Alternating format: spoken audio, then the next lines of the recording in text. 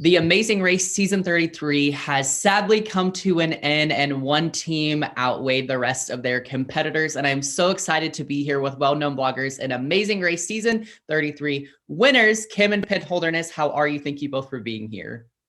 Oh, we're great. Thank you so much for having us. Yeah, absolutely. So just to kick it off, just kind of give me the rundown. What was your overall experience like on this season? It was unbelievable. I mean, obviously there's never been a season like this where you go home, you have COVID, they get you back out, you finish. There's a bond that we'll have with the rest of the racers. I don't know if anybody else will understand because of the intensity and length of everything that happened. I know Dusty is going to say he has the best partner and Ryan's going to say he has the best partner. They're both wrong. I have the best partner. And I know we're bad guys here. Okay. We're like Kansas versus Missouri here because you guys are like, I know Dusty and Ryan were your team. I know, and I'm sorry to everybody. Those guys are great. Oh my gosh. And honestly, I just want to add, like, they are lifelong friends of ours now, which was a real gift. Yeah, it was an honor to get to know them and to hear Ryan's story, and just to hear Dusty in general, and just to be around Dusty, hearing Dusty. Yeah, absolutely. And, to touch on that a little more, it just seems like this cast meshed well together so much. And, even on social, like the interactions I see with you guys seem so well. So talk about that a little more. Like, what are the relationships like now with some of your cast members? I think when you go through something like that, you start a pandemic together, it creates this cool trauma bond. And so we had this really unique life experience with these people. And then the people, especially that came back, the way we had to travel, and we were on this plane and we were, we got to talk to each other and we went camping with each other. We were doing this weird, wonderful, awful, brilliant thing together. And it created, with each other, we were the only people that could understand what the other was going through. And so it created this bond. Like, we really, really love these people that we got to race with. I saw Dusty last night, and the first thing he said was, "My heart is full," which I love when people say that. But I feel the same way. This is, we were on the leading edge of COVID in Europe, and we were kind of stuck together, and we got out together and we came back together. And they're all, whoever cast this race, they just put nothing but cool people, except for us. Yeah. Yeah, absolutely. So honing in a little bit more on the two of you, I think something that a lot of viewers this season really loved about the two of you was your kind of duo dynamics as a team and your marriage as a whole. You guys were just so supportive, so encouraging. But on top of that, something that you both touched on a lot this season was your ADHD, Penn, and your anxiety, Kim. So will you talk about that a little bit and just tell me kind of how that impacted your race?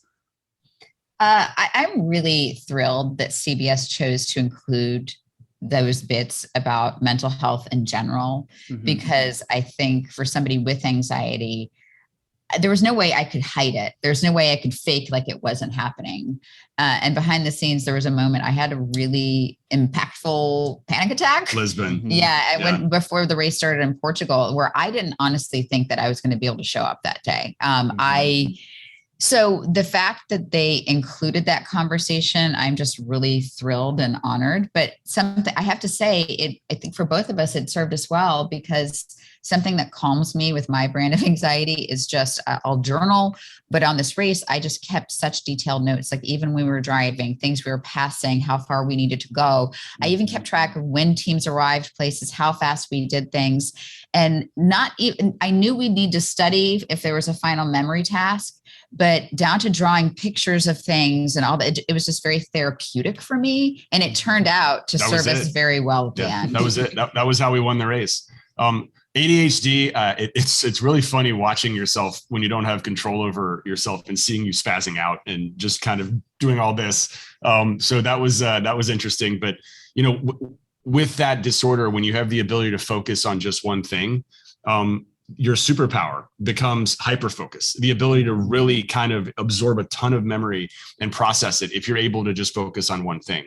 And that can be a bad thing for people with ADHD if you get fixated on video games or phones or television, but it served us well. Now, I think the other big thing was our marriage counseling, where we learned how to live with the other person who has this mental health issue. Yeah. And so Kim learned how to live with me. She had the fanny pack the entire time. I was not allowed to touch it ever, unless there was like some weird situation where she was going to be right next to me. And I feel like I could be there for her when I saw the signs that she was starting to have issues with panic and anxiety. Yeah. Yeah. And like I said, that was just such a cool part to watch. And I was looking on Twitter this morning and I realized that was something that a lot of the viewers really respected too, was that you guys were so open about that. So that was just really cool. So thank you for that. Okay. Now walk me through that final leg and that feeling of Phil saying, you guys are the winners of the Amazing Race. There were 8 lead changes last night, 8 lead changes. And if you watch the show, that's very, very rare. Particularly like toward the end. A lot of times they even have to like create a bit of drama when it comes to that. There were legitimately 8 lead changes. It kept going back and forth. We could not shake Raquel and Kayla. That pinata thing was might be. Sorry, babe. No, it was good exercise, but it was like she was in a tough spot. I think when we knew that what we were doing, on the tennis court was the final memory task. And when the woman said, game, set, match, run through the tunnel, I was like, we're winning. Are we winning right now? I didn't understand that at first. I was like, I think we're winning. I think we just won the Amazing Race, honey. Yeah. And then we've watched it for 20 years. And so to live it after watching it so many times, it still does not feel real. Yeah. I'll never forget like the sun, the temperature, like the fog that they gave us. And then just seeing those other teams who, like we said, were kind of our lifelong friends waiting for us at the end of that field.